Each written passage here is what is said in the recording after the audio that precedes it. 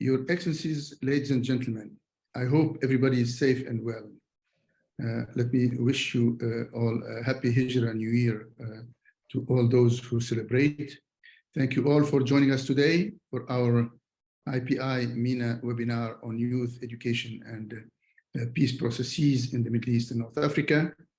I would like also to thank our key speaker for today, Mr. Yassine Esbouya, researcher and specialist on youth and civil society, and heavily involved as a coordinator of Morocco's national consultation on the Security Council Resolution 2250, as well as our discussants. And I will start with Ms. Sarah Hisham Attir. She's a Human Resource Department from the Ministry of Youth in Libya. Dr. Salih Hammoud, PhD, Communication and Media Studies, Engagement and Development Consultant in Lebanon. Last but not least, our professor, Mr. Imjeen Obaid, President of Al-Awasir Forum for Dialogue and Human Rights Studies in Mauritania.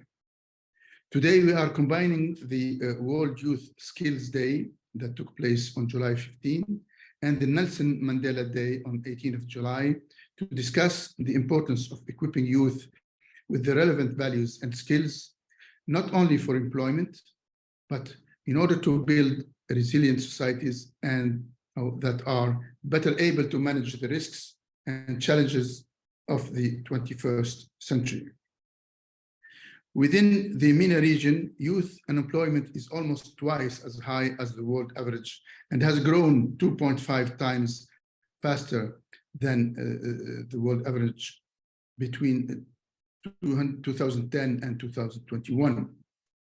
According to a UN report, to reduce the overall unemployment rate to 5% and to be able to absorb the large number of young people entering the workforce and stabilize youth unemployment, the region needs to create more than 33.3 million new jobs by 2030. An International Labour Organization ILO report published in May 2023 has noted that just before the onset of the COVID-19 pandemic, 30% of young people in MENA region aged 15-24 were neither employed in school nor receiving training for the job market. The unemployment rates and the expanding youth bubble in the region has ramifications on youth participation in public policy, decision-making, peace processes, and upholding the universal values such as anti-corruption, sustainable development, democracy, tolerance, good governance, and human rights. We need to understand the significance of youth involvement within the context of peace processes and a greater region for stability, integration, and prosperity. Europe was the theater, as you know, of some of the worst conflicts that culminated into 2 world wars. However, at the end, wisdom prevailed when the most effective solutions were centered on regional integration. The 2 drivers at that time, President de Gaulle in France and Adenauer in Germany, found this needed support in the regional leadership and the regional powers to project and rally around this common unity. The MENA region has a vibrant society with women and men as intellectuals, academics, entrepreneurs, visionaries. In them, we see the solution to many of the crises in the region. Youth might already be the leaders in their present cities now, but they will be the leaders of public sectors, governments, and perhaps even nations tomorrow. Our speakers from today are from Lebanon, as I said, Libya, Morocco, and Mauritania. I think by that we covered a large part of the sub-regions of the Middle East and North Africa. While we have no doubt that their country efforts to solve their problems are commendable, we still need to ensure that these solutions are sustainable, durable, effective, and viewed, considered, and implemented within regional approach. According to UNICEF, more than 250 million children and youth in the MENA region, or they live in the MENA region, comprising around 47% of the total population. It is therefore vital to ensure there are active participants in the policy-making process. Dear friends, ladies and gentlemen, in the summer 2014, a conversation took place between the former UN Secretary General Ban Ki-moon and former IPI President. The UN was preparing for its 70th anniversary celebration. It was decided by former Secretary General that IPI would convene an independent review of the UN multilateral system. Its purpose was to make recommendations on the system's future for the next Secretary General, the current one, Antonio Guterres, and for him to consider that. This gave birth to IPI's Independent Commission on Multilateralism, ICM. It was chaired by Kevin Rudd, former Prime Minister of Australia, and various foreign ministers as co-chairs. One of the 12 recommendations on specific issues and areas was focused entirely on youth. IPI's ICM stresses that youth are potential partners in working for peace and sustainable development and should be engaged as such. The implementation of the Security Council Resolution 2250 on youth, peace and security could go a long way in addressing some of the obstacles that still stand in the way of a genuine inclusion of these critical stakeholders.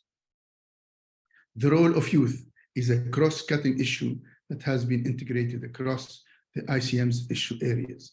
A similar cross-cutting approach is needed in the multilateral system now and in the future. Equal education of boys and girls with the proper forward-looking content is the key opportunity to tackle many of the main challenges, such as illiteracy, unemployment, extremist violence, violence in the name of religion, hate speech, and more. Building on this, youth should then play a full part of any national, sub-regional, regional strategy aiming at solving civil unrest, cross-border conflicts, or any other type of conflicts. We at the International Peace Institute, Middle East and North Africa, IPI MENA, hope that you will join us in calling on all international organizations, NGOs, and other stakeholders to work together with youth towards incorporating them into political processes in order to better build resilient and peaceful societies. With this in mind, I look forward to hearing from our speakers on this important topic. Before I give the floor to our key speaker, I just want to share a reminder to our audience. Once we open the floor for questions and answers, please either raise your virtual hand with the appropriate icon, put your question in the chat, or physically raise your hand, and we will take note of that. Without further delay, I give the floor to my friend, Dr. Yassine Sboya. Yassine, you have the floor, my friend.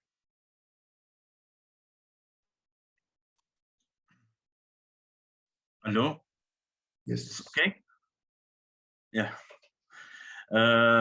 Thank you, Mr. Nejib, for this opportunity. Ladies and gentlemen, I also want to thank my friend from Lebanon, Libya, and Mauritania for sharing this opinion. I am very, very happy to participate in this webinar. Hello, Excellency Ambassador from Asila in Morocco. Now I greeting to all participants and interactors on social media. I would like to shed light today on the role of youth in peace building in North Africa and the Middle East region, based on Resolution 2215. This resolution marked a significant turning point to recognize the importance of youth engagement and their active role in achievement and managing peace and security worldwide, particularly in our region. Before talking about the subjects, it is necessary to recall the International Day of Nelson Mandela, which is an opportunity to commemorate his values and struggles and to promote freedom, human rights, and peace worldwide. It embodies hope for building more just, cooperative, and prosperous society for all. It is based on the format that this day is a source of inspiration for future generation, especially the youth, are the foundation of the society and a source of renewed hope. They represent and significant portion the population in our region. And this democracy possesses numerous potential and skills that can contribute to achievement, peace, and sustainable development.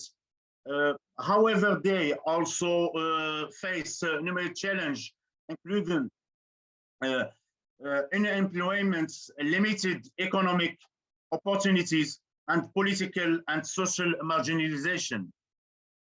Resolution 2215 emphasizes the importance of empowering youth and their meaningful participation in decision making and implementation, and enhancing their role as agents of positive change. It's urging government and international community to provide support and necessary opportunities to empower youths and promote this involvement in the political, social, and economic dialogue and process. To achieve this goal, countries, institutions, and civil society need to adopt comprehensive, strategic, and policies to enhance the role of youth. We must provide appropriate education and training opportunities for young people, encourage political and civic participation, promotes innovation and youth entrepreneurship, and provides decent and sustainable employment opportunities for youth. For them, we should encourage youth to collaborate and engage in constructive communication which other the relevant stakeholders try to organization, workshop, forum, and events that promotes understanding and constructive dialogue among youths from different culture and background. In this context, I can share with you some of the experience that we have done in Morocco by advocating for the strengthening of local democracy by promoting youth participation in managing local affairs.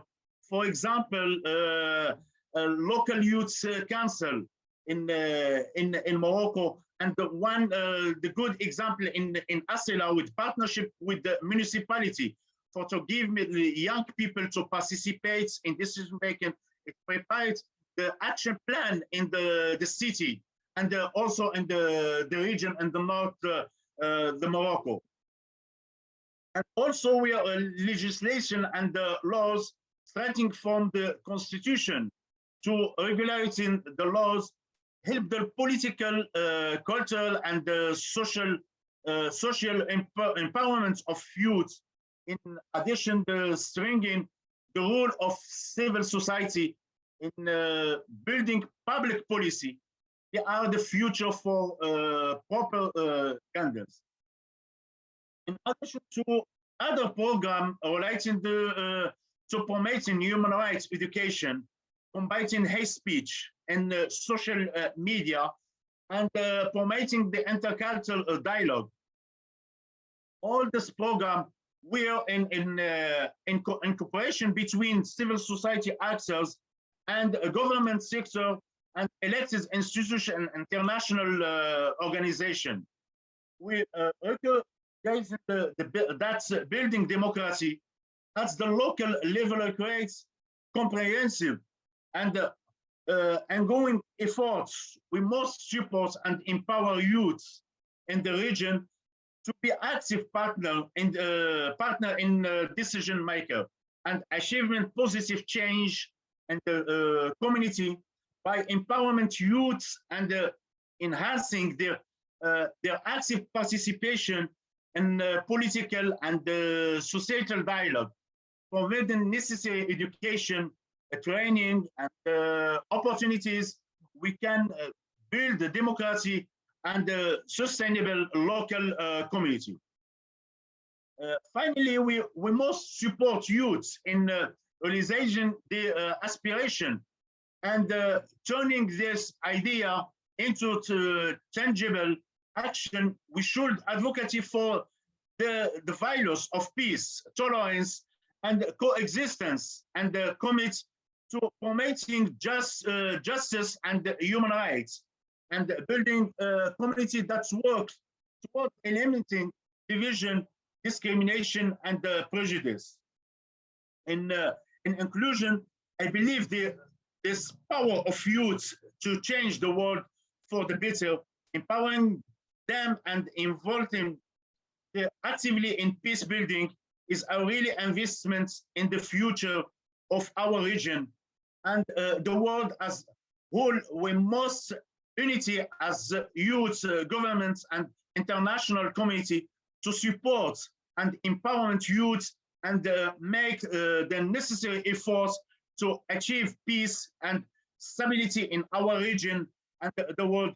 And I really wish the government working in on integrates 2250 in youth policies and the program. Thank you, Mr. Nejib, for you and colleagues and everybody for attention and interest in these important issues. I think after the discussion and the question, you can contribute more for these issues. Thank you very much, my friend Yassine Sboya, and thank you for your gratitude to the work done here. And I will not take credit of that. All the credit goes to my colleagues, and Dalia Alawi, present here, is the one who should be thanked more than myself. Thank you so much. And I'd like to thank you, Yassine, for your resolute and relentless work on implementing Resolution 2250 with regards to Middle East and North Africa, not only in Morocco, not only on Asila, which is your home. I don't like to call it a village, it's a big city now with its impact with the Forum of Asila that's very well known. Now, I'll move to the from the ocean to the Levant. I will give the floor to our friend, Ms. Sarah Hisham. I think we'll go to Libya first. I will give the floor to Ms. Sarah Hisham Attir. Shukran, Sayyidah Sarah. Sarah is the Human Resources Official in the Human Resources Department in the Ministry of Youth in Libya. She will be assessing the role of youth in the political process in Libya, which is a very interesting issue.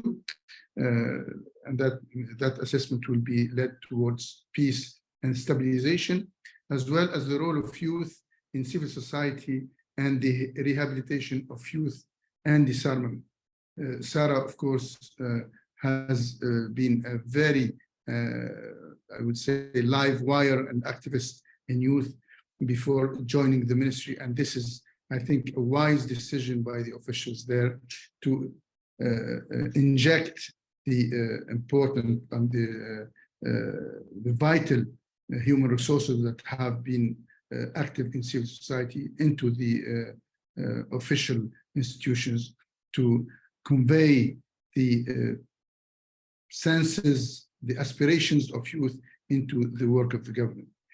Sarah will be speaking in Arabic, and I think there is a text that will be displayed by Dalia that summarizes the ideas that Sarah will take up. Sarah, لك الكلمة. شكرا جزيلا. بداية اسمحوا لي أولاً أنا سارة تير الممثلة عن وزارة الشباب في حضور هذا اللقاء. أرحب بكم متمنية لهذا الاجتماع كل التوفيق والنجاح. وفي شأن موضوع الشباب أستهل القول مذكرة بأن هذه الشريحة تعد عماد المجتمع في الاعتماد عليه في تسيير شؤون المجتمع مستقبلاً.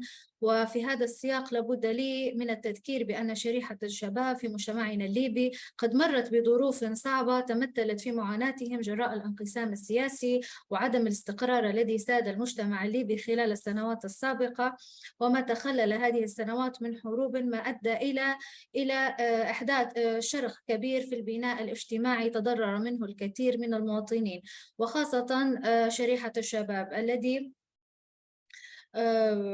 يعول عليه كل المجتمعات القيام بدورهم الفاعل لتحقيق الأمن والسلام والازدهار. ولعل ما أهم ما واجهته شريحة الشباب من صدمات جراء الحروب الغير مبررة والانفلات الأمني والانقسام السياسي، والأسف اعتبارهم كوقود أساسي للنزاعات المسلحة، انتشار الانحرافات السلوكية كاستقطابات التيارات المتشددة والإرهابية والتهريب والهجرة غير قانونية والمؤتئات العقلية وغيرها. كل هذه الظواهر كان لها انعكاسات سلبية على سلوكيات الشباب، الأمر الذي يتطلب اتخاذ ما يلزم لمعالجة هذه الظواهر بما يضمن اندماجهم في المجتمع ومشاركتهم في اتخاذ القرارات الصائبة والتي في اعتقادي تخدم مصلحة المجتمع وتساهم في تطويره اجتماعيا واقتصاديا. وفي هذا الشأن لابد من التذكير ولو في عجالة بالدور الهام والريادي الذي قامت به حكومة الوحدة الوطنية منذ توليها مقاليد السلطة التنفيذية في ليبيا مطلع العام 2021، والتي أولت عناية خاصة بالشباب باستحداث وزارة مستقلة تعني بشؤون الشباب لأول مرة في تاريخ الدولة الليبية الحديث، حيث قامت الوزارة بتوجيهات مباشرة وعناية كريمة من السيد معالي الوزير وبرعاية من دولة رئيس الوزراء بإطلاق عدة برامج وطنية وتدريبية تعمل على بناء قدرات الشباب وتنمية مهاراتهم الشخصية والمهنية. وعلى سبيل المثال لا الحصر مبادرة التعلم الديمقراطي للشباب، والتي تضمنت برلمان الشباب والمجالس المحلية للشباب، والتي تهدف إلى تعزيز مشاركة الشباب سياسياً وبناء قدراتهم القيادية وتدريبهم على العمل التشريعي والسياسي والقيادة المحلية. وشهدت عملية انتخابية ديمقراطية لبرلمان شباب ليبيا عن طريق الاقتراع الإلكتروني بمشاركة 7000 مترشح من 13 دائرة انتخابية وأكثر من 45,000 ناخب من سن 18 حتى 40 سنة. وأيضا تم انتخاب عدد 64 مجلس محلي للشباب حتى الآن على 3 مراحل من أصل 128 مجلس بنظام القوائم، وبإجمالي منتسبين يفوق 120,000 منتسب.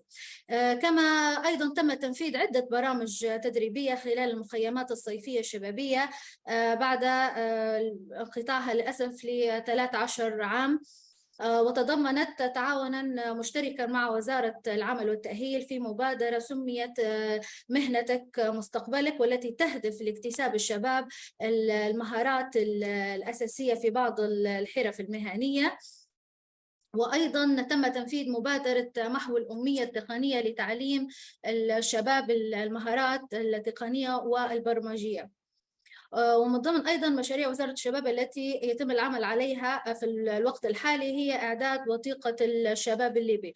وبالطبع كل تلك البرامج والمبادرات تعمل على إعادة تأهيل الشباب بعد الحروب وعزوفهم عن التعليم، والتي بطبيعتها ستسود بالنفع على الشباب في خلق فرص عمل لهم وتقليل نسب البطالة، بالإضافة لعديد من البرامج المنفذة والتي لا يسعني المقام لذكرها جميعا. وأيضا من ضمن أهم صور الركيزة الحيوية كان تمكين الشابات لتولي المناصب القيادية وتعزيز وجودهم ضمن دائرة صناع القرار. وكي لا ننسى دور المرأة المهم في المجتمع، لدينا اليوم في ليبيا العديد من العناصر الشابة تقود مناصب هامة ضمن سياق السلطات التنفيذية في ليبيا، ونفتخر بوجود العديد من الوجوه الشابة في العديد من المناصب القيادية كالسيدة وزيرة الخارجية ووزيرة العدل ووزيرة شؤون المرأة ووزيرة السياحة ووزيرة الثقافة، بالإضافة إلى العديد من المناصب الأخرى كوكلاء الوزارات. وأستشهد في هذا بوزارة الشباب التي تضم وكيلة وزارة الشباب لشؤون تخطيط وتطوير المهندسة رندا غريب. في الختام أرى أن من المهم والمفيد ضرورة الاهتمام ودعم هذه الشريحة حتى يتسنى لها القيام بدورها الرائد والفعال في خدمة المجتمع وتحقيق طموحاته التي يصبو إليها، وهذا لم يتسنى تحقيقه إلا عن طريق العمل على المستوى إقليمي أو دولي لوضع استراتيجية خاصة بتنمية مهارات الشباب، وأيضا مشاركة الخبرات مع المنظمات والشركاء الدوليين، وأيضا أن يكون هناك اجتماعات مثمرة مثل هذا الاجتماع، ويكون هناك ورش عمل بحيث يكون في تبادل خبرات مع مؤسسات دولية أخرى. وشكرا لحسن إصغائكم واهتمامكم. Thank you so much, Madam Sarah Hisham Atir from Libya, and thank you for your insights on the challenges your government and your country are facing regarding the matter of youth. And as you mentioned, most of these challenges are the most important of them are the fact that a large number of your country's youth were manipulated and unfortunately hijacked to become, as you said, the fuel of war and to fall into the hands of those standing behind terrorism, smuggling, and other organized crime. You have a very, very colossal, I would say, challenge there to rehabilitate this youth or this category of youth, in addition to the other challenges which you mentioned, like the very, very large number of young boys and girls who have been denied their basic right to education during the long years of conflict, and who have been missing school. And of course, that will be, if not mended soon, that will reflect on the next decades of development on Libya. Hopefully, your call will be heeded by the international community, the key players in Libya first, and others to come together and give a hand to Libya to overcome these two main challenges along or among the many others. Sure, your call to have further activities together with you and Libya on youth and women and others is very well taken note of. We will get back to you for further activities regarding the situation in Libya from the angle of youth, women, and civil society, while supporting the role or hoping that the government, that Libya's government, or the government of the state of Libya, will see more stability, more understanding, more dialogue to cover all the Libyan territory.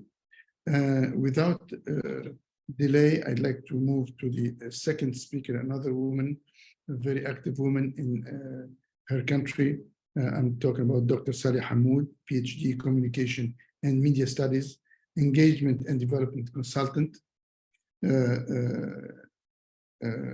Lebanon assessment of the role. She should be talking about the assessment of the role of youth in the crisis in Lebanon and their usage of social media.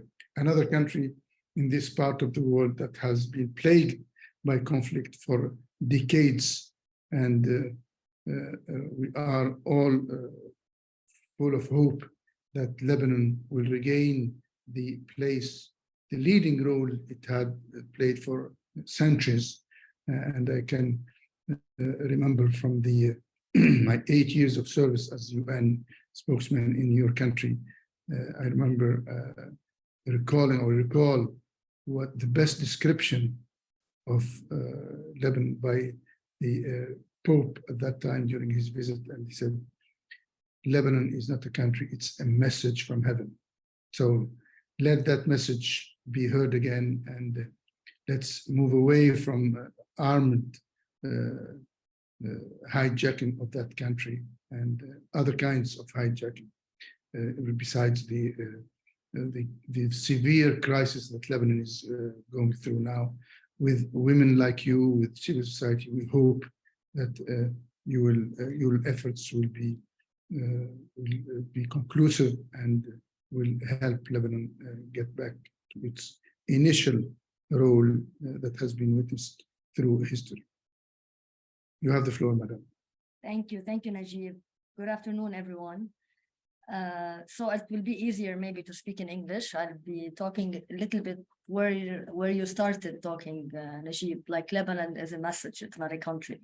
One of the characteristics of Lebanon, which might be a little bit different from my fellow, and we share a lot of things, which is the conflict, we share the crisis, we share the corruption that we're trying to correct in these countries, to straighten things out. But in Lebanon, there's one thing which makes it a message, the diversity that it has.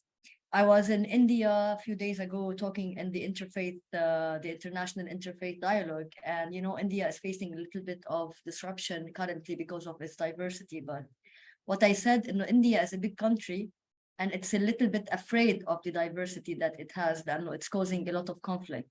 Lebanon is very small, and it has a much bigger diversity compared to its size. And I think this is where the situation gets more complicated. So I think you're all aware of the current situation in Lebanon and the constant crises that have been happening in Lebanon for the past decades, but especially for the past period. And we started having a new generation of youth who had different education, different exposure, they had different values, and they were. We had a time where there was trials of sustaining or creating that change and trying to sustain it with time. So the diversity that Lebanon has, it is not well, if I may say, reflected in its political system, this is where we need to focus on, because we're talking about the role of youth in the role of education and youth in processing peace in each country. And I think these two factors are important, but given our experience that we have gone through for the past few years, we had a lot of active youth, and I will share more in depth some experience of what I have done, and of course others have done definitely. Still, the situation is at a place where it's not moving forward. On the contrary, it's going downwards. And I think this has given us more proofs that if we want to really achieve change, we need to be dropping one hammer on the bottom of the society and another hammer on the top of society. And Lebanon, as you may know, it has a lot of foreign influence, given its geopolitics, given its location, given its history and whatsoever. So this is where comes the role of youth. You remember in 2015, we had that garbage crisis, which took people, and especially youth, from their couches, from their houses, out to the street, trying to call out for the government to create some corrective actions. And back then, the request or the demands were minimal compared to what is happening now. In 2019, we had what we don't even agree on calling it a revolution, but we had a movement. We had a social and political movement which has brought everyone out of their houses, and this is where the change happened in Lebanon. I'll very briefly, I will speak about that period, and it's very much it's very important to talk about it, because I believe this will dictate the way forward for youth's involvement in the upcoming period, especially in the political life and social life. So when this revolution, or whatever we want to call it, the movement happened in 2019, everyone went out to the street and they participated in these demonstrations. And in no time, there was some kind of groups self-organizing themselves.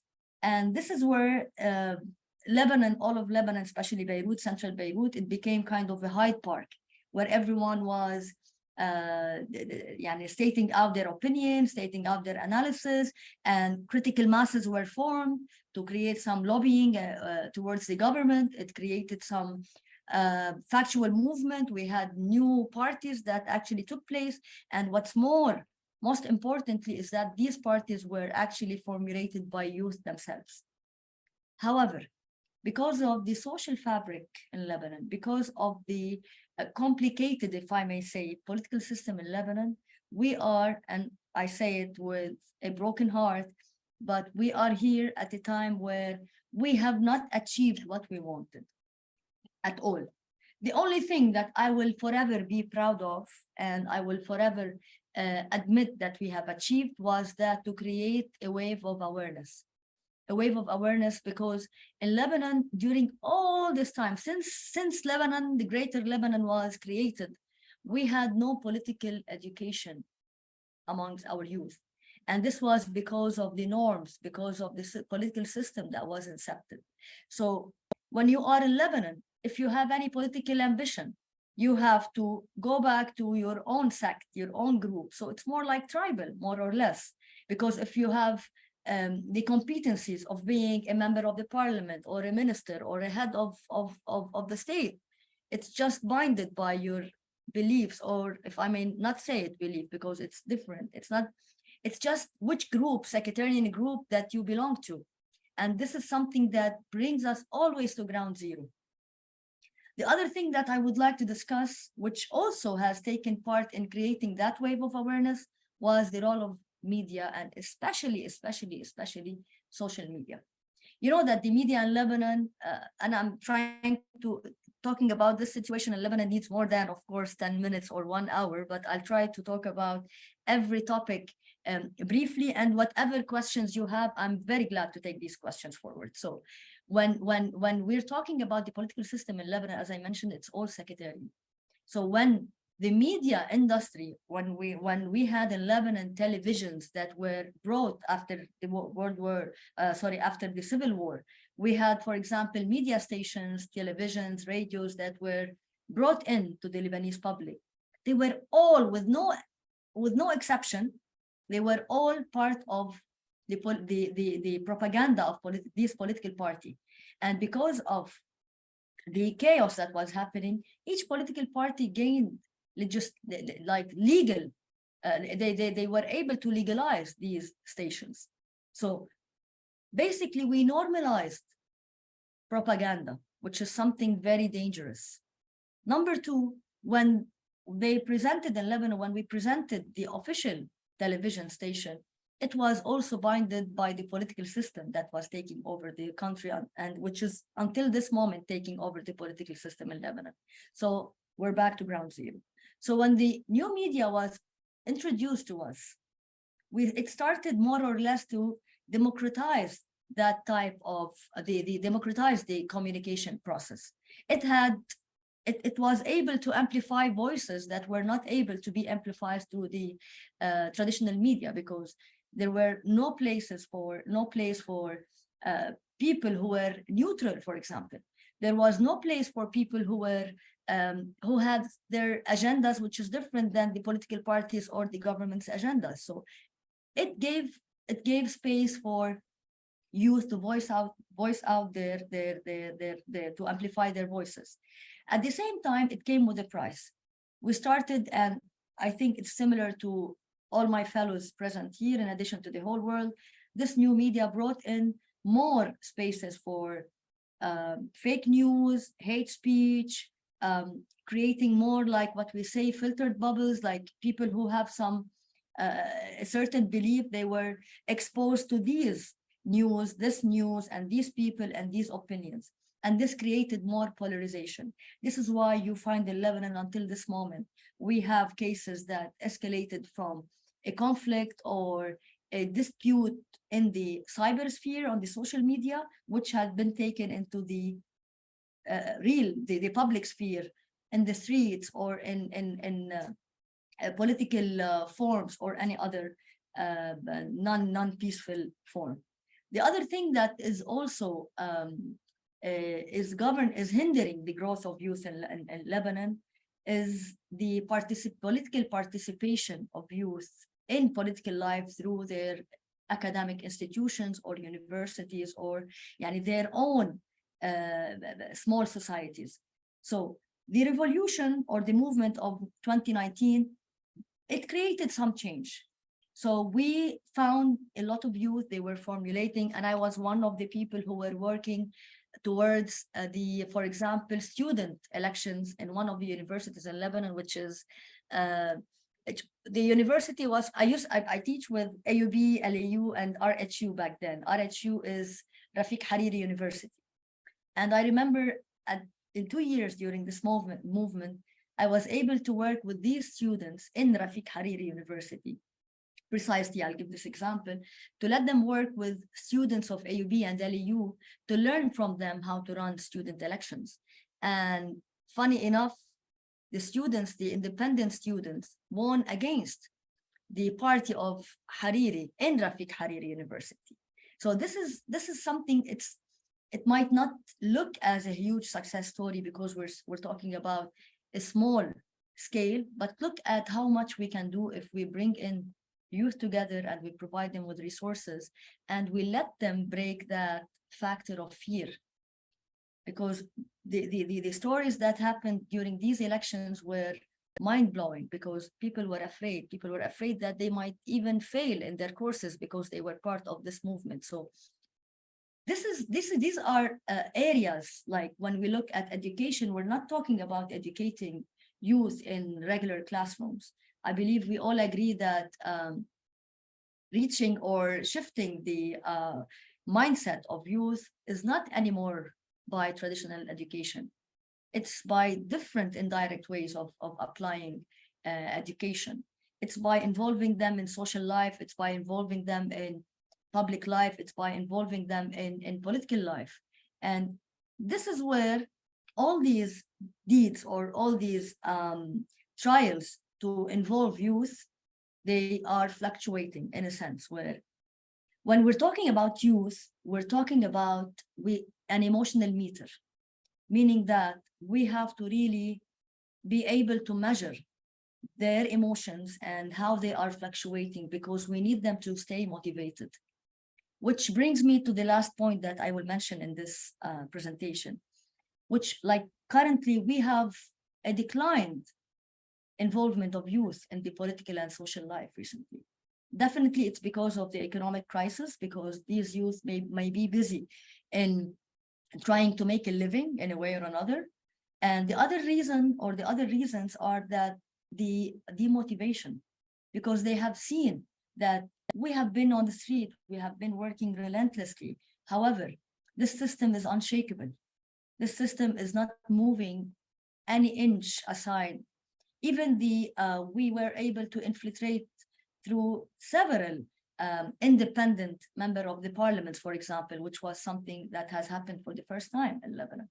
However, the public discourse on media and unfortunately on the social media has been shaking this for youth. So they have stopped being motivated towards that change.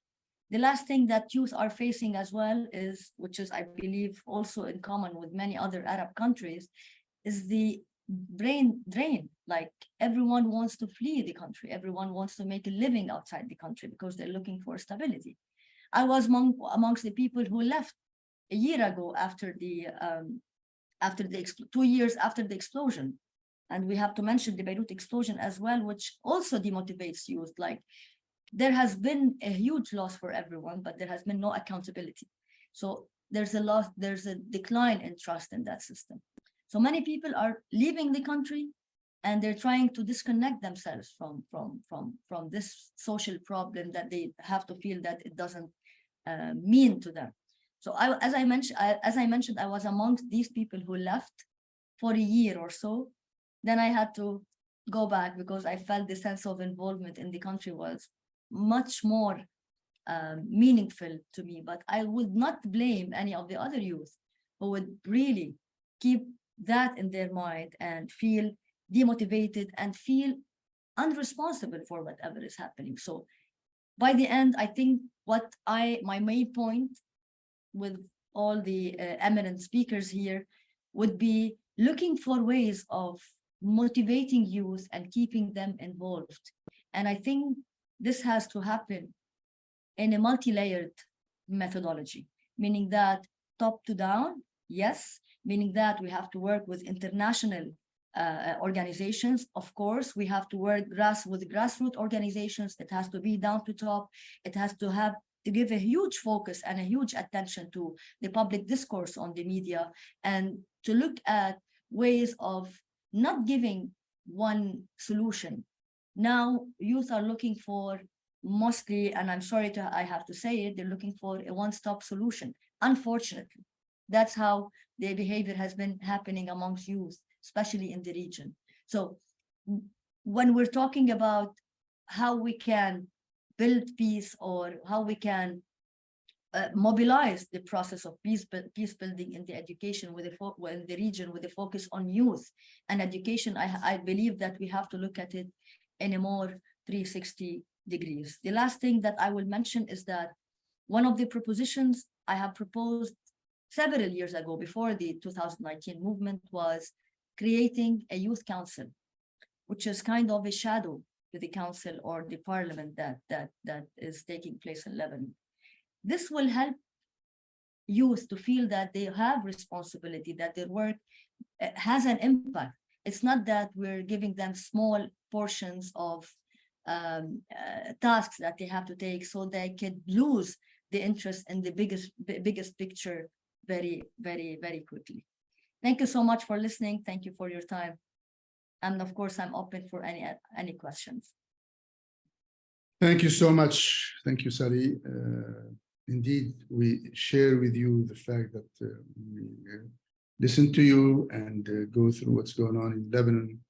Our hearts are broken, especially for those who have lived in Lebanon, like myself, worked and lived in Lebanon for 8 years. During very important and crucial phases, the withdrawal of the Israeli forces, the withdrawal of the Syrian forces where I was involved, and the rehabilitation efforts, reconstruction efforts that involved everybody under the UN umbrella with the support of many countries in the region. But we remain hopeful that we have no other choice. Yeah, and but there's also let me make a few comments there. I think for the time being, you have the right and the courage and the accuracy and the honesty of saying we have not achieved what we have planned in terms of many of your endeavors and plans. But I think you are like everywhere in the world. And here we can see the Korean ambassador can talk about his countries that was shattered by the many wars and many years of war, and look at Korea now. And I can go on and on for countries that have restarted from ashes to build the most vibrant. Look at even some countries in like Rwanda, Burundi, and on that. We look at the countries that were hopeless states or rogue states that have now regained their dynamism. I cannot miss your slip of the tongue when you said Lebanon went through the World War, and then you said civil wars. I think I will stick to the first one, because everybody was involved in the war in Lebanon, and it was a small mini. It's sad also to listen to your assessment about the decline of youth involvement. I think this is the most sad, I would say, assessment because of the economic crisis. We know that the economic crisis hit everybody except a handful of those who could get their funds out of the Lebanese bank. And you also said this is it seems to be like there's like an unshakable system. And Sally, I'm not lecturing you, you are more experienced than anybody else here about your country. We have seen many thought to be unshakable systems that crumble, that collapsed, in no time because of the resilience, because of the courage of the people. Look at the Iron Curtain, look at the Berlin Wall, look at the dictatorships that collapsed all over the world in no time. But that's due to the perseverance and the courage of its people. I think next time we will devote one of our maybe webinars to an issue that is plaguing the parts of that region, not only your country, the tentative to reinforce this unshakable system through the confessionalist sharing of powers that you referred to. How about one day going through countries like yours, and there are many in that are trying to confessionalize the system, sharing the powers through the confession affiliations. Deconfessionalizing politics would be the issue I would like you to tackle with us, and we will take some other examples in countries in the region. I would like to now get back to the ocean and give the floor to our last discussant, Mr. Ubaid Imjeen. He's a professor, university professor, president of Al-Awasir. Al-Awasir could be the bridges, the links, Forum for Dialogue and Human Rights Studies in Mauritania. He will be addressing you, my dear friends, on the role of youth in preventing civil strife, preserving stability and mitigating crises in Mauritania. As you know, we in the UN system and the multilateral system, we tend to tackle the conflicts when they erupt. There is, of course, still some room there for preventive diplomacy, but I think it's not taken the deserved share of our interest, our resources. And with our friend Imjeen, we talked about how to get youth and civil society and all key stakeholders to work on preventive efforts within a country to prevent civil wars or civil conflicts. And this will be the introduction to further activities on this matter in the MENA region. Because, as I said, we have seen many large involvement of country level, regional level, and even international level after a conflict starts. But we haven't seen much of the preventive approach of the civil strifes. Mr. Imjin, Mr. Ubaid, as Yassine calls you Abdu, we will give you the floor and listen to you. Thank you so much. Thank you for Mr. Nejib. مساء الخير للجميع. This presentation talk about the role of young in preventing conflicts. I will read it in Arabic because of my lack of complete proficiency in English. Therefore, I am very sorry for the shortcoming, but you will find an approximate translation. دور الشباب في الوقاية من النزاعات. سأركز على الحالة الموريتانية. الانتخابات التشريعية الأخيرة في موريتانيا والتي خضت قبل أسابيع قليلة عن حصول 11 شابا على مقاعد خاصة داخل الجمعية الوطنية.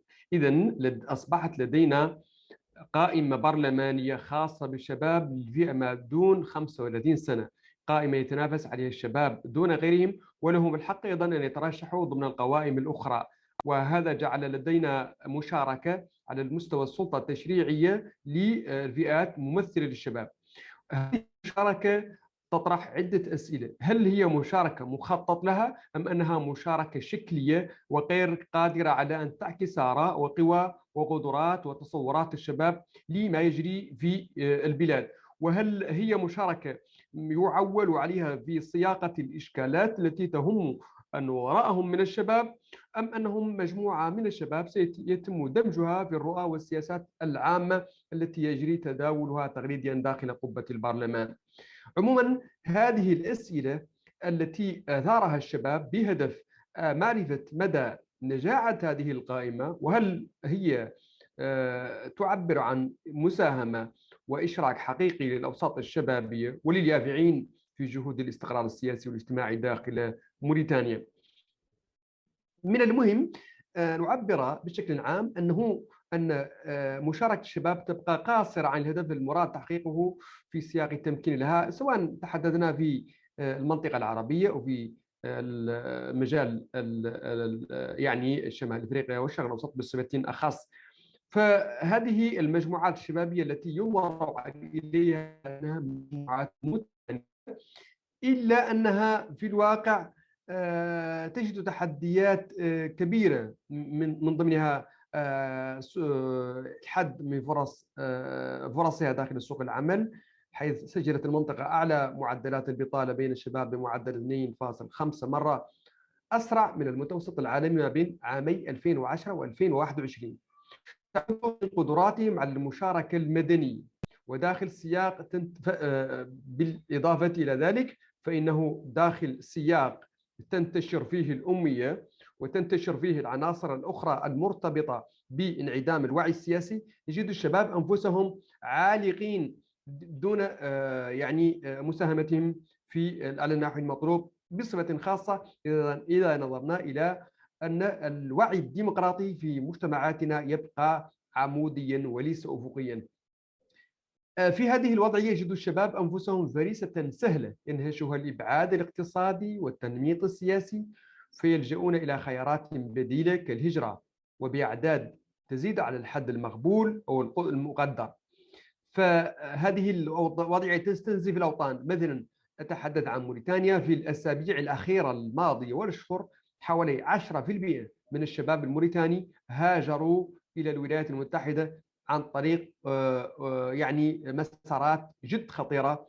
وأيضا أعتقد أن الاستثمارات التي خرصت لهذه الهجرة لو تم تخصيصها داخل مجتمعاتهم لكان الحال أفضل، ولكنه الهروب من الأوضاع السياسية والاقتصادية التي تعشش في المجتمع بصفة عامة. كما أن التململ المشهود هذا التملي المشهود قد سرع في انخراط العديد من المجموعات الشبابية في التنظيمات الإرهابية ومنظمات الجريمة المنظمة، بل وفي حركات التمرد المنتشرة في منطقة الساحل، وذلك في أعقاب فشل خيرات الربيع العربي.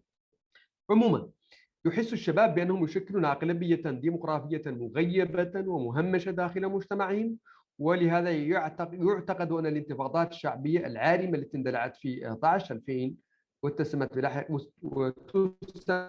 وتسمت لاحقا بالربيع العربي بمثابة إنذار صادق عن هذه الأغلبية الشابة التي أرادت أن تقول أن ما مفاده إنها قادرة على التغيير بواسطة وسائلها الإلكترونية غير التقليدية وغير المعهودة لدى الأنظمة.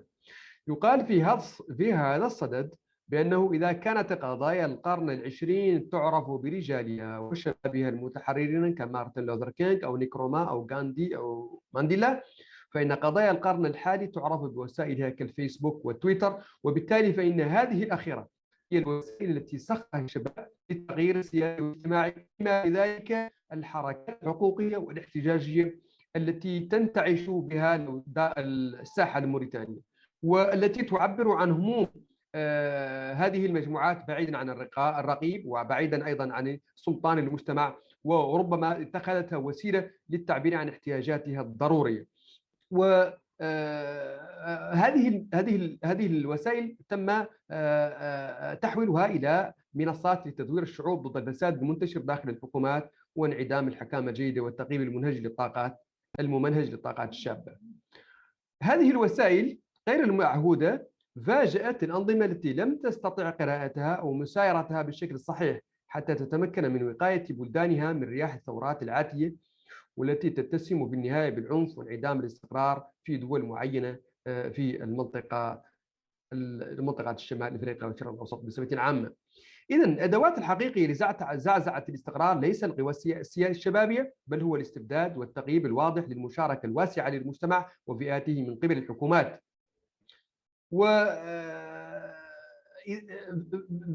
بصفة أكثر وضوحا، هذه الحالة تؤدي في النهاية إلى حالة من العنف والخلافات، وهو ما نعتقد بأن الشباب يكافحوا من أجل تجنيب بلدانه ومجتمعاته له من خلال رفضه للواقع الحالي.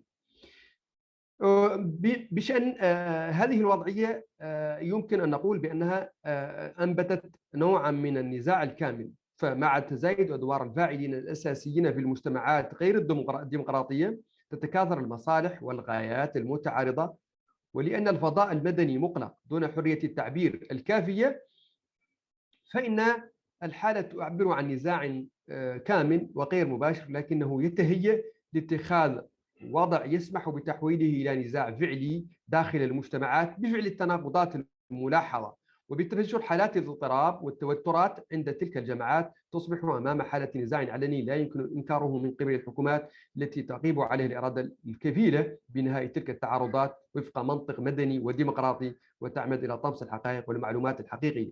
وبالتالي فإنه وفقا لسياسة النعامة التي تدفن رأسها في الرمال، كلما حست بالخطر ستصبح مصلحة الأمة بالتعايش وفق مبدأ الاختلاف الصحي بوطن واحد في خطر، بعدما تكون الأجندات والأولويات الثانوية قد سيطرت على الأطراف أصحاب المصلحة.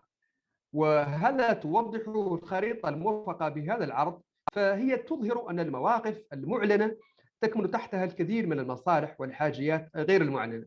عندما تبقى هذه المصالح والحاجيات على المواقف المعلنة نصبح أمام حالة نزاع داخل مجتمعاتنا وداخل دولنا، وهو ما يمكن أن ترافقه حالة من انعدام الاستقرار السياسي.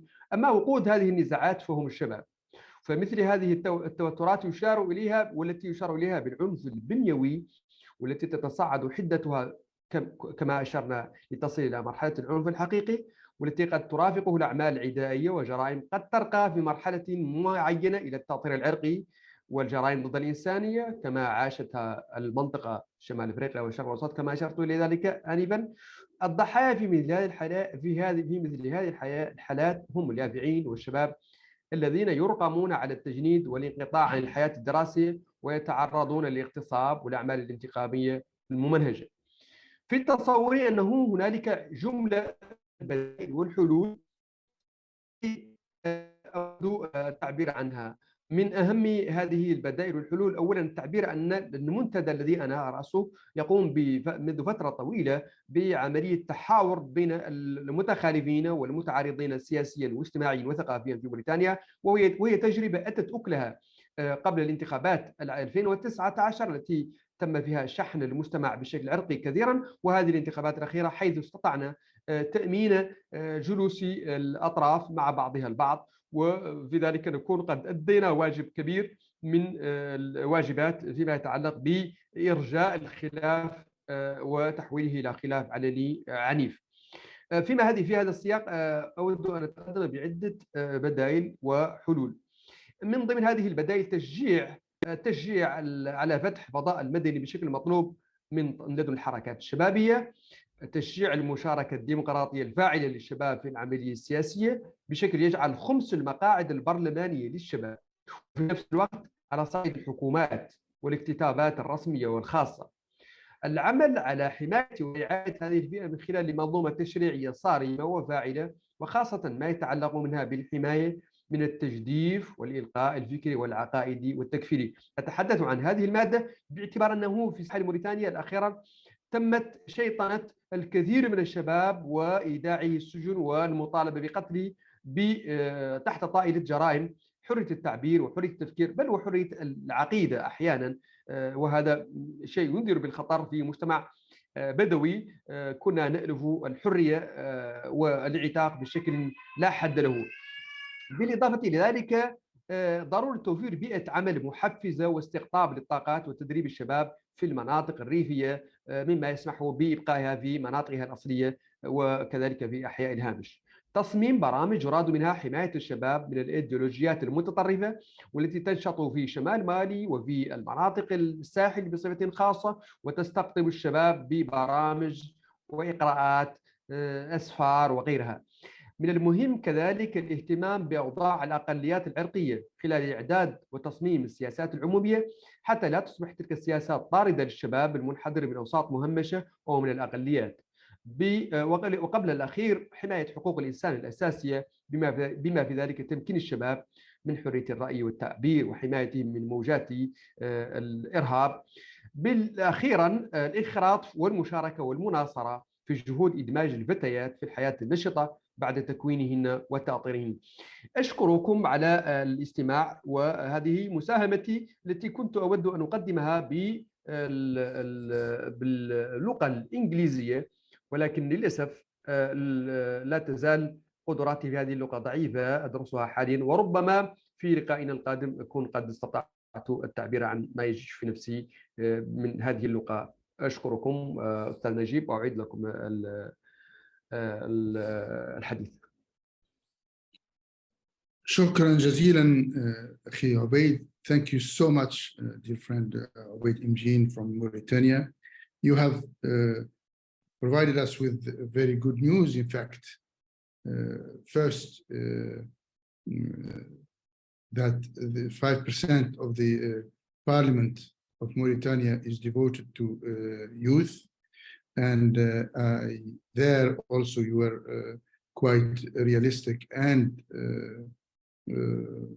honest by saying you don't know if this is a reserved quota or is it a deserved quota, hoping that youth will get their seats in a deserved way. And I think you have mentioned the role of civil society, including you in the active domestic or national dialogue that involved youth and prevented some derailments, I would say, of the society into civil war. That's very highly recommended. We'll get back to you on that in particular. You also are right by looking at Mauritania not only from its limited geography, but also you involved youth from destabilized neighbors like Mali. And I think this is wisdom in itself, because we know that Mali is now the subject of many other challenges. Thank you also for mentioning that one of the recipients or the recipe or ingredients, I would say, for success is that you highlighted the important role of women and their involvement in all these processes to preserve the civil stability in Mauritania that is facing many economic challenges and has been through the turbulences of what you call the Arab Spring and other challenges that the region has witnessed. I would like to thank you very much. And now I will open the floor for those who want to make any comments or further ideas to our webinar to talk about their countries, their own experience, their remarks, and so on and so forth. I see I don't see any. I would like to welcome my friend Abdel Khaja from the Ministry of Foreign Affairs. He is another young man who's involved in the official work. I see the embassies of Palestine represented by two of our friends. Any other comments? Yassine, you said you have few additional ideas to add when you concluded your remarks. If you wish to take the floor, that's you go ahead, my friend.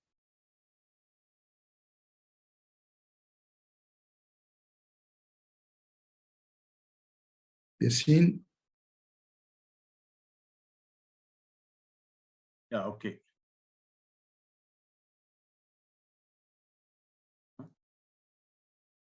Okay, I think it's good. Just idea for the in Arabic is not.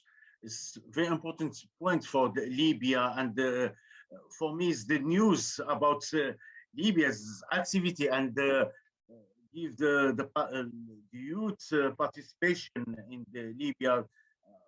I emphasize for the 64 local youth council is very important for to give the young people to participate in the local democracy in Morocco or another country. I think it's not this, but for how you can include the resolution 2022-15 in the youth policies. Is this very important? Because UN give this opportunity for young people in the world after the consultation, not just in Morocco, but also in the North Africa. Young people is advocate with the governance for give more the space for dialogue between governance and the youth organization. But the problem, the governance, just the writing this in the paper, but in reality, nothing exists for this. I prefer to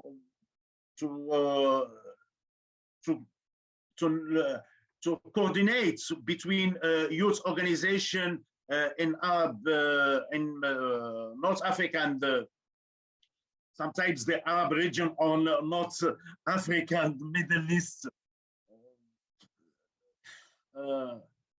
Yeah, just this point, and also about the media in the regions now after the role the media in the Arab region is ruled very important because I see the hate speech in social media and more the young people to write or sharing the videos or the pictures in social media. For me, it's just the point, but I can continue. أتفاعل كذلك مع صديقي من موريتانيا. لو ممكن يعني عبيد شار المسألة كثير مهمة، هي الجانب يعني القبلي اللي بيكون بشكل صراعات في بعض الدول، واللي للأسف احنا ما بناخذ بعين الاعتبار هذه التحديات اللي موجودة في بعض الدول، او الجانب اللي موجود في لبنان في مسألة الطوائف، وهذا بيكون عنده تأثير سلبي على مشاركة الشباب وعلى السلم في المنطقة. يعني هناك نقطتين اللي بحاول أتفاعل كذلك حتى مع سارة من ليبيا، اللي طرحت مسألة يعني المبادرات اللي صارت اليوم في ليبيا. رغم أن بتذكر في لقاء كان حول هذا القرار، قرار مجلس الأمن 2250، كان لقاء في تونس بنحكي مع الشباب حول مشاركة هؤلاء الشباب في ليبيا. كيف أنا بتحدث عن مشاركة شباب أنا مش ضامن أمني لما أخرج من البيت، وهذا يعني كان صار مشكل حقيقي في بعض الدول، أن كيف تضمن مشاركة الشباب وأنت مش ضامن يعني أمنك في العملية. اليوم يعني صراحة أنا تفاجأت يعني من مداخلة سارة، شيء يعني بيصور، يعني بيفرح لما بنسمع هذا الكم وهذه الدينامية الإيجابية اللي صارت في ليبيا حول مشاركة الشباب، حول تنمية قدرات هؤلاء الشباب في ليبيا. أعتقد أن اليوم هذا التبادل، هذه المبادرة اللي طرحتم دكتور ناجب في هذا اللقاء، يعني هذا التبادل، هذه الخبرات وهذا التجارب ما بين الدول، أنها هي اللي ممكن تساعد في بناء الديمقراطيات على المستوى الدول من خلال هؤلاء التجارب، وتعطي أمل للشباب في المنطقة للتبادل والتفاعل ما بين مختلف الثقافات الموجودة، لأن هناك كثير أشياء مشتركة ما بين هؤلاء الدول اللي ممكن نبني عليها ونضمن السلام في المنطقة، ونضمن تنمية اقتصادية حقيقية في المنطقة من خلال هذه المبادرات. اليوم قرار مجلس الأمن أعطى فرصة لكل الدول، لكن للأسف تظل حبر على ورق. ليس هناك التزام من أغلب الدول في المنطقة، وليس في المنطقة بس، بل في أغلب الدول في العالم، لا تشجع بشكل قوي ولا تدمج مثل هذه القرارات الأممية في سياساتها الوطنية أو السياسات الإقليمية المرتبطة بالشباب. ضروري يعني اليوم أن تلتزم الحكومات أو المنظمات الإقليمية، سواء الاتحاد الإفريقي، جامعة الدول العربية، أو باقي المنظمات الإقليمية، أن تشتغل بجدية من أجل إدماج مثل هذه القرارات في السياسات الوطنية الخاصة بالشباب، حتى لا تظل مبادرات متفرقة في كل مكان دون رؤية واضحة، دون تصور واضح له بعد نظر لسياسة ممكن أن تكون في 10 سنوات أو 15 سنة. خصوصا هناك تحديات كبرى تواجه تشغيل الشباب، لما نحن نعلم أن هناك يعني اندثار مجموعة من المهن في المستقبل وإحداث مهن أخرى. هذا يتطلب في إدماج هذه السياسات الشبابية أن نتبنى سياسة أخرى مرتبطة بتقوية مهارات هؤلاء الشباب من أجل إدماجهم في سوق الشغل، وحتى يساهمون في التنمية الاقتصادية لبلدانهم، وخصوصا ليس فقط على المستوى الوطني، ولكن أن يكون هناك سياسة محلية لها إدماج هؤلاء الشباب، وأن يشعروا بمسألة الانتماء للوطن والانتماء لهذا الإقليم الذي نفتخر به. وشكرا مرة أخرى أستاذ ناجب، وشكرا داليا. Thank you so much, Dalia, for your collaboration and coordination for this webinar. Thank you so much, Mr. Najib. Thank you, Yassine. Yassine referred to the with great, I would say, satisfaction to what has been achieved by youth in Libya and, of course, in Mauritania. He, as an advocate of the resolution 2250, to the several meetings that he held either in Morocco at the national level or at the region and international level in Tunisia. And he, of course, is looking forward to further involvement of governments to implement the spirit of this resolution to involve youth. And of course, he is not quite happy with the results so far, but he calls for further work in that regard. And he also referred to the need to abide by that resolution in terms of tackling the prevailing unemployment in not only in MENA region, but in the rest of the world. And he is noting that there are some jobs that are depleted and do not attract many young people or job seekers. And he called on the concerned parties to look into that and encourage through the education system and others people to work and study, I would say, and be trained and formed towards filling those jobs that are vital to our societies. Thank you, Yassine. I think I see Dalia has a remark or some remarks. Dalia, you have the floor. Yes, thank you, Nejib. We've spoken about education, peace and security, but I also wanted to raise the dimension of culture. And sorry to put you on the spot, Mr. Bouchnaki, but I know that you deal specifically with the preservation of World Heritage and culture, and I wanted to ask your perspective on youth involvement in that dimension and incorporating aspects of Resolution 2250 and what you've kind of seen in your work, how youth are involved, or how you have you seen this youth engagement, and are you working towards this as well? Let me remind everybody that our friend Munir Bouchnaki, who's very well known, is a long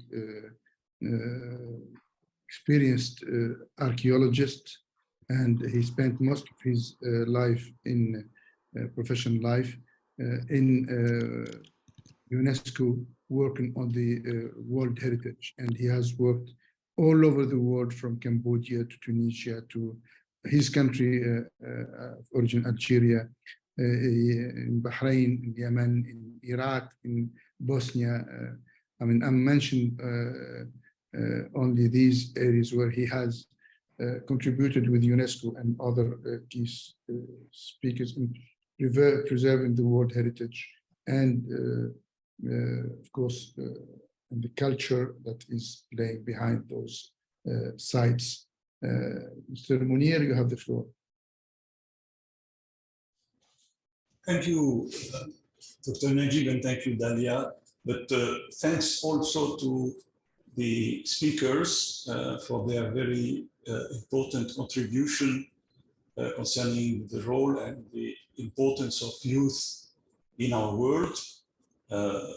I think we have had very, very clear presentations about the situation in Lebanon. I worked a lot, of course, with my colleagues, Department of Antiquities and Museums of Lebanon since the time of Emir Maurice Shihab, and I know how much is important the role of the young population in the field of cultural heritage, in the field of the knowledge of the past and the knowledge of the values of the civilization. I listened very carefully to the presentation of Madam Sadi Hamoud from Lebanon, and also from Dr. Yassine in Morocco. And I participated, in fact, in Asila with many colleagues, with Minister Ben Isa when he launched this very important forum. And I can say that, of course, I saw the situation in Mauritania, but also in many other countries. What I would like to say here is that UNESCO had a special program concerning the young and heritage. It was launched in the 90s, and we called it the heritage in the hand of young people. التراث في أيدي الشباب. This program was financed in the beginning by Norway, and then it obtained a number of support, and we published documents for elementary school, but also more sophisticated papers about the value, the importance of cultural heritage. And it was distributed in many languages, but it's not enough.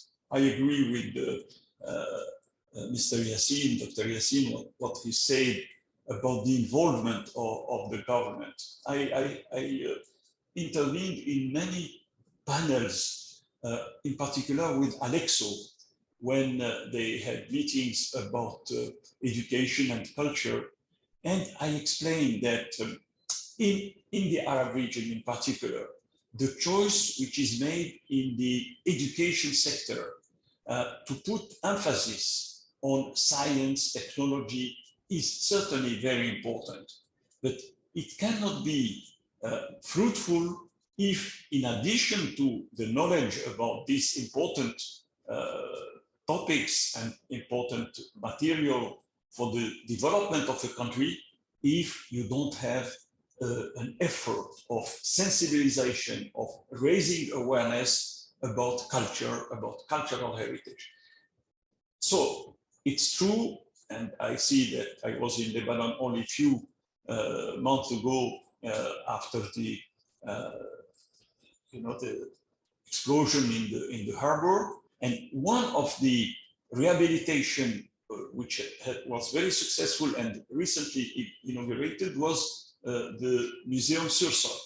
It is a moment in the very sad situation that Lebanon lived, to see that something positive is done, and that this museum, which is a community, it's not a museum of the government, it's a museum of a family, is now restored, and it will be opened to the population, in addition to the restoration and rehabilitation which was done in the National Museum building.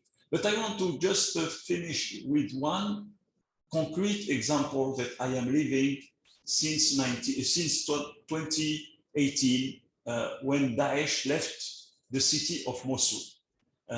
With UNESCO, a very important program was engaged to the rehabilitation of the city of Mosul, which was totally destroyed. I can show you pictures of Mosul in 2018 and 2019. It was a ghost city.